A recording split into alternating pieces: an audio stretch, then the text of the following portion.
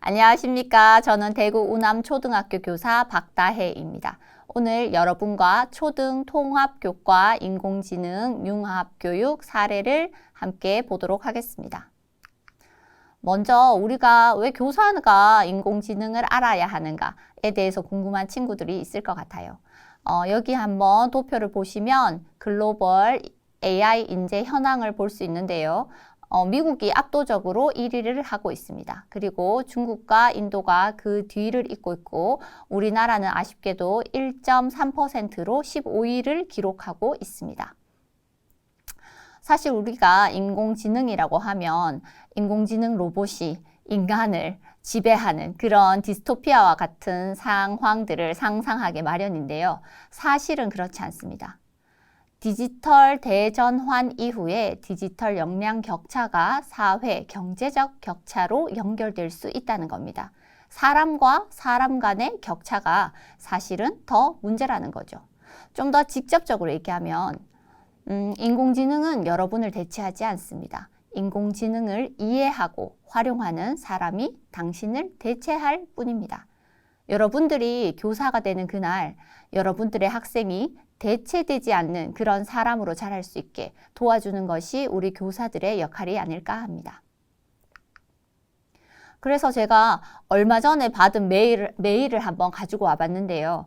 이런 메일이 왔어요. 챗GPT가 화제인 가운데 교사들을 위한 챗봇이 개발되었다. 선생님 한번 써보시겠어요? 이런 메일을 받았거든요. 저는 이런 메일을 받고 인공지능을 사용하지 않고 버틸 자신이 없습니다. 우리가 인공지능과의 전쟁을 걱정할 것이 아니라 어떻게 잘 활용할 것인지 그걸 아이들도 아마 지금 느끼고 있을 겁니다. 그런 아이들을 잘 지도하도록 우리가 해주어야 하겠습니다. 그래서 2022 교육과정에서도 교육과정 구성 중점의 첫 번째가 바로 인공지능 기술 발전에 따른 디지털 대전환, 디지털 전환에 대한 이야기가 나왔습니다. 우리가 이렇게 교육과정에 나왔다는 뜻은 교육 내용과 교육 방법이 이에 맞춰서 변화가 될 것이라는 것입니다. 그렇다면 현실은 과연 어떠할까요? 여기 보시면 2023년도 AI 교육에 대한 인식을, 교사들의 인식을 알아본 연구 결과입니다. 첫 번째 문항을 보시면 나는 인공지능과 관련된 프로그램이나 앱을 활용해 수업을 진행해 보았다. 이런 문항이 있었는데요. 굉장히 놀랍게도 전혀 아니다가 30.8%였고 두 번째를 잇는 답이 매우 그렇다였습니다. 전혀 아니다가 가장 많은데 그 다음 많은 응답이 매우 그렇다였습니다. 이것을 보면 교사들의 현실은 이미 양극화되고 있다는 것입니다. 전혀 사용해보지 않은 교사와 아주 잘 활용하고 있는 교사, 이렇게 나누어져 있는 현실에서 우리는 앞으로 어떻게 해야 할까요?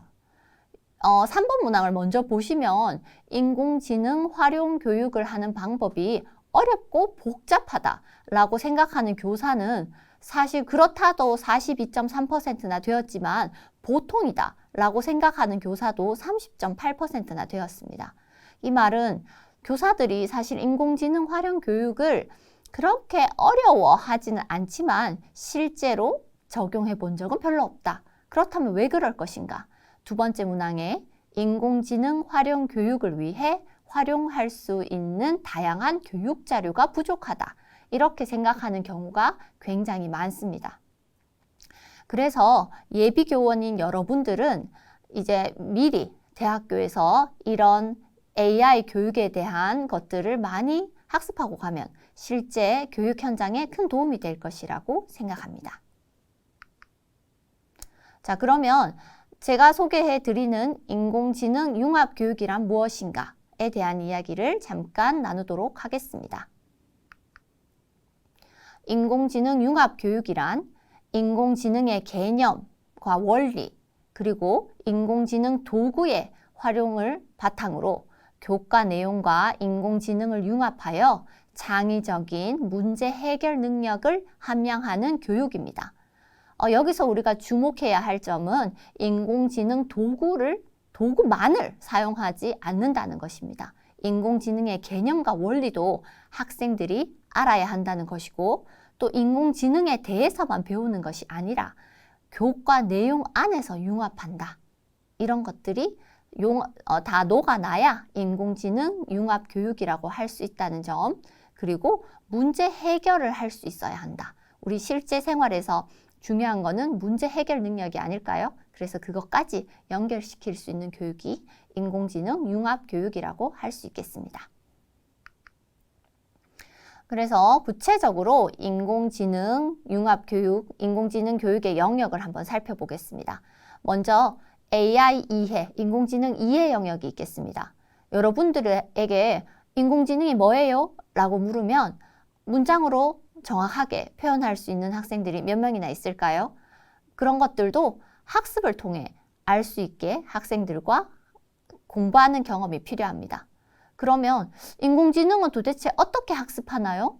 라고 물었을 때 그것 또한 정확하게 표현할 수 있는 학생들이 많을까요?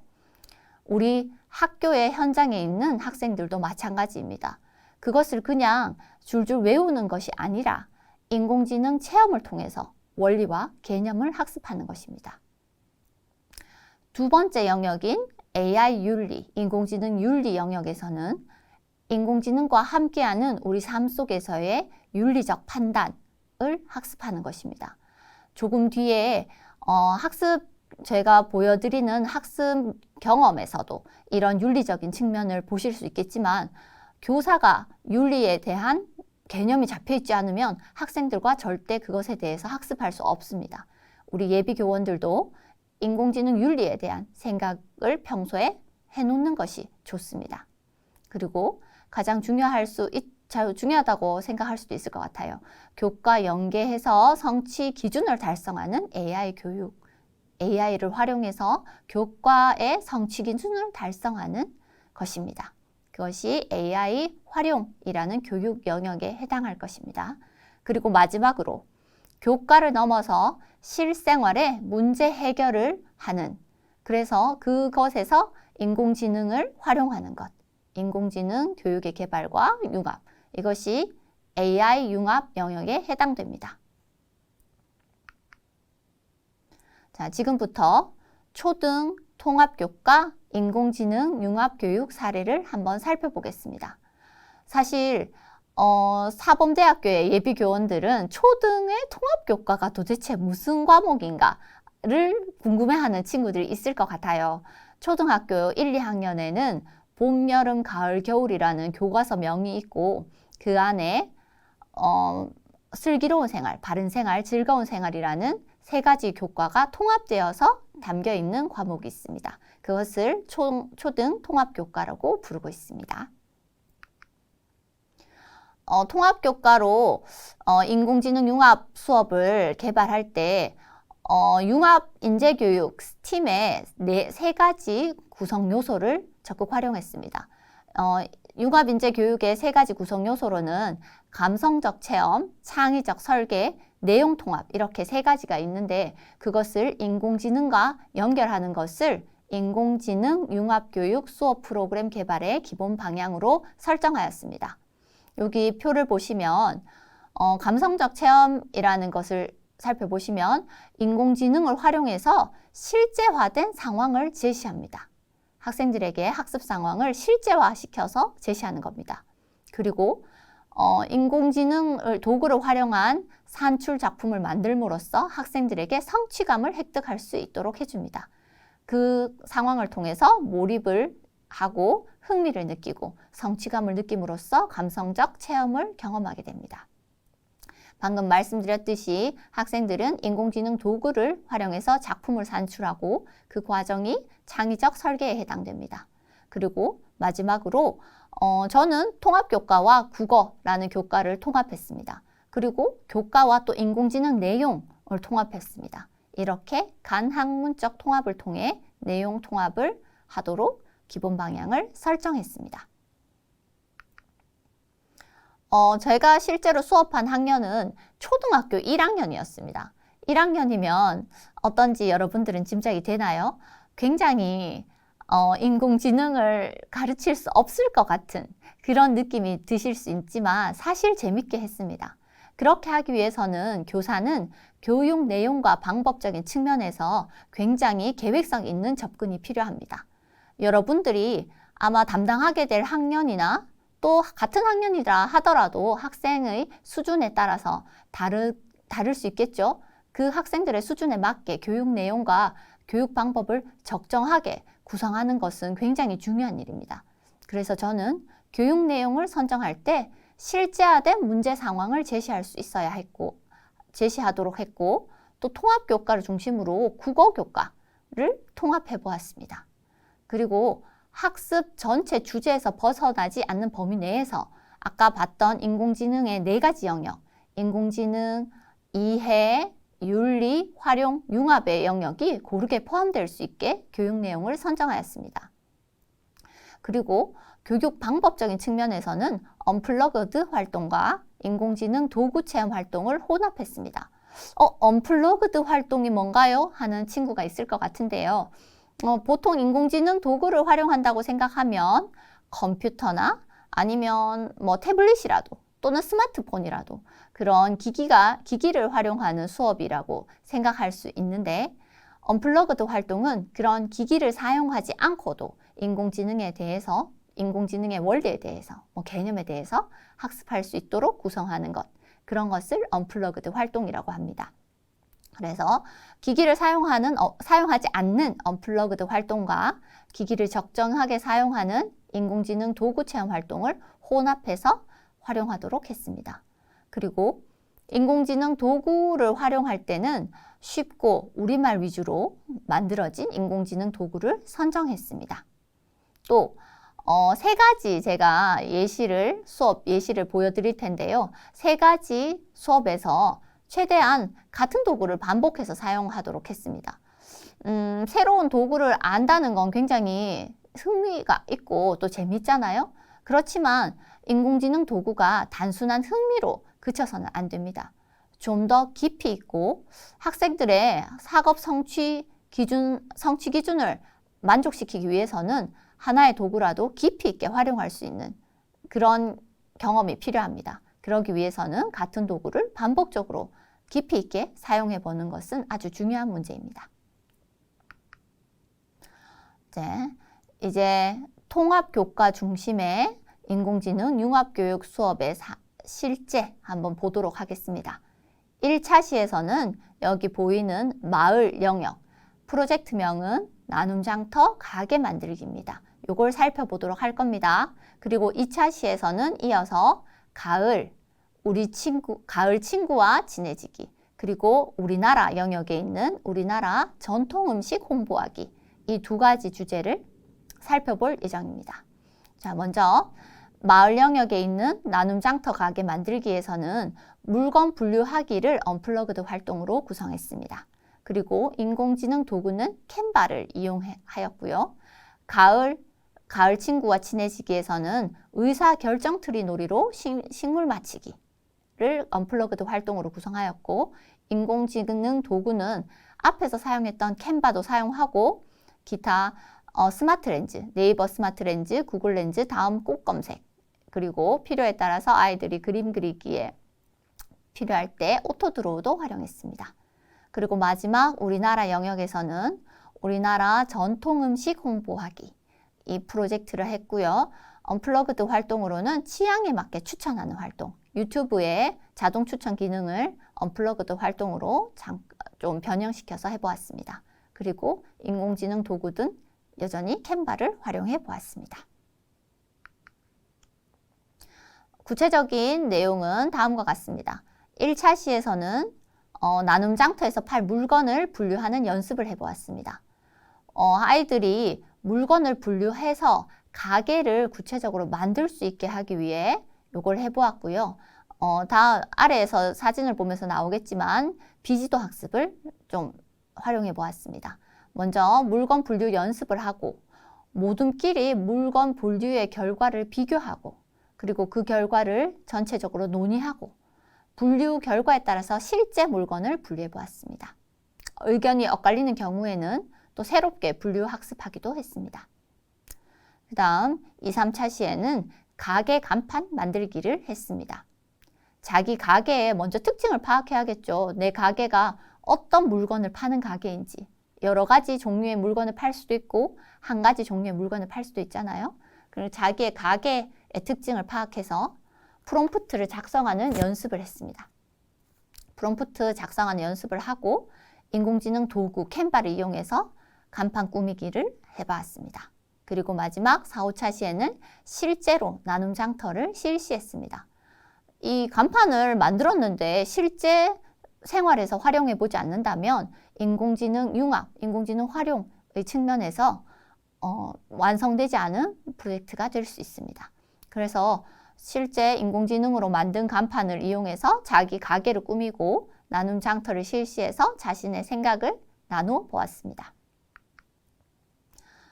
문제 상황입니다. 저희 학교에서는 실제로 탄소 중립을 위해서 에코파르파른 나눔 장터가 열립니다. 그래서 아이들은 정말 자기 물건을 집에서 가지고 와서 그걸 분류해서 가게를 여는데요. 그 나눔 장터에서 가게를 열기 위해 물건을 분류하고 가게에 어울리는 간판을 꾸며봅시다. 라는 문제 상황을 제시했습니다. 옆에 여기 보이는 그림도 제가 캔바 인공지능으로 생성한 그림입니다. 조금 잘 그려지지 않았나요? 저는 굉장히 만족하면서 넣었습니다. 먼저 학생들은 자기가 가지고 왔던 물건들을 모두 종합해서 물건 분류하기를 연습해 보았습니다. 학생들이 가지고 온 물건을 제가 사진을 찍었고요. 모든 별로 나누어 주면서 이걸 분류해 보라고 했습니다. 아이들은 분류하면 어떻게 할까요? 물건의 특징을 먼저 보겠죠. 이 물건이 책인지 아니면 뭐 장난감인지 아니면 뭐 문구류인지 이런 식으로 분류합니다.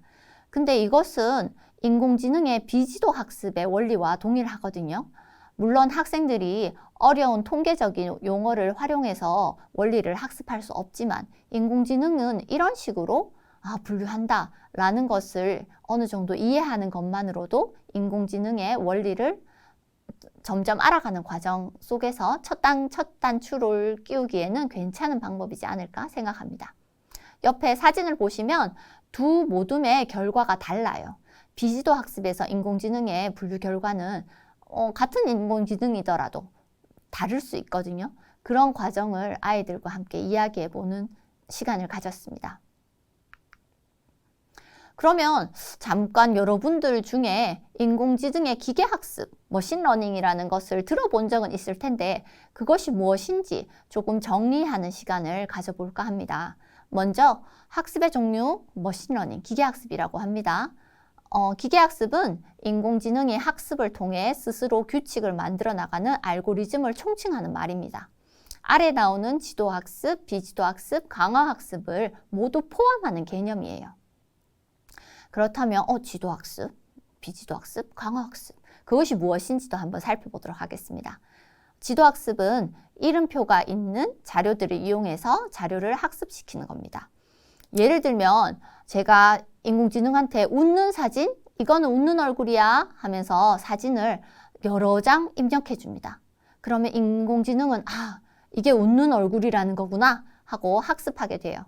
그리고는 제가 새로운 표정을 지은 사진을 인공지능에게 인식시킵니다. 그리고 이게 웃는 얼굴인지 한번 판단해봐 라고 하는 것이 지도학습의 예입니다. 예를 들면 다양한 알고리즘을 사용하겠지만 또 다른 예로는 면접 볼 때 이 사람의 얼굴 표정을 판단해서 어떤 생각을 하고 있는지 그런 면접 인공지능이 나왔다는 얘기 들어본 적 있나요? 그런 것도 아마 이런 원리를 활용하고 있을 겁니다. 그 다음 비지도 학습입니다. 비지도 학습은 이름표가 없는 자료들을 인공지능이 추론해서 범주를 설정하는 겁니다. 앞에서 보았듯이 여러 가지 나눔 장터 물건을 비슷한 것끼리 모아서 분류하는 것이 바로 비지도 학습의 예라고 할 수 있습니다. 모양, 색깔 이런 것도 사용할 수 있고 용도 이런 것도 사용해서 아마 분류를 하겠죠. 물건은 용도에 가깝게 아마 분류한 것 같습니다. 저희 학교 학생들은. 마지막으로 강화학습입니다. 강화학습은 인공지능이 알고리즘의 행동에 의해서 보상을 받으면서 학습하는 겁니다. 알파고, 인공지능이라는 걸 사실 여러분들이 제일 먼저 생활 속에서 인식한 건 알파고. 여러분들은 알파고가 나왔을 때 너무 어렸을 수도 있겠네요. 저는 알파고를 통해서 인공지능이라는 걸 굉장히 인상 깊게 알게 되었거든요. 알파고라는 인공지능이 이세돌 구단을 바둑으로 이겼어요. 그 상황에서 어떻게 이겼나? 그 여러 가지 학습 방법이 있었겠지만 그 중에 굉장히 강력했던 학습 방법 중에 하나가 강화학습입니다. 알파고들끼리 바둑을 두면서 이기면 이기는 방법을 스스로 학습하는 그런 방법이 강화학습이 되겠습니다. 그래서 저희 학생들은 이렇게 비지도 학습의 원리를 이용해서 물건 분류하기를 실시하였고요. 이제 간판 만들기를 합니다. 간판 만들기를 할 때 사실 저희 학생들이 캔바라는 인공지능, 특히 텍스트 이미지 이런 영어로 된 기능 처음 사용했거든요. 그래서 교사로서 해야 할 일은 학생들이 잘 이런 기능을 활용할 수 있도록 학습지를 만들어 안내하는 겁니다. 여기 왼쪽에 있는 학습지를 보면 먼저 나만의 가게 간판 만들기라는 제목 아래 내가 만들 가게 종류 그리고 내가 지은 가게 이름 이것들을 적는 칸을 만들어 주었습니다. 그러면 학생들은 이제 그걸 하면서 머릿속으로 좀 상상을 할 수 있겠죠.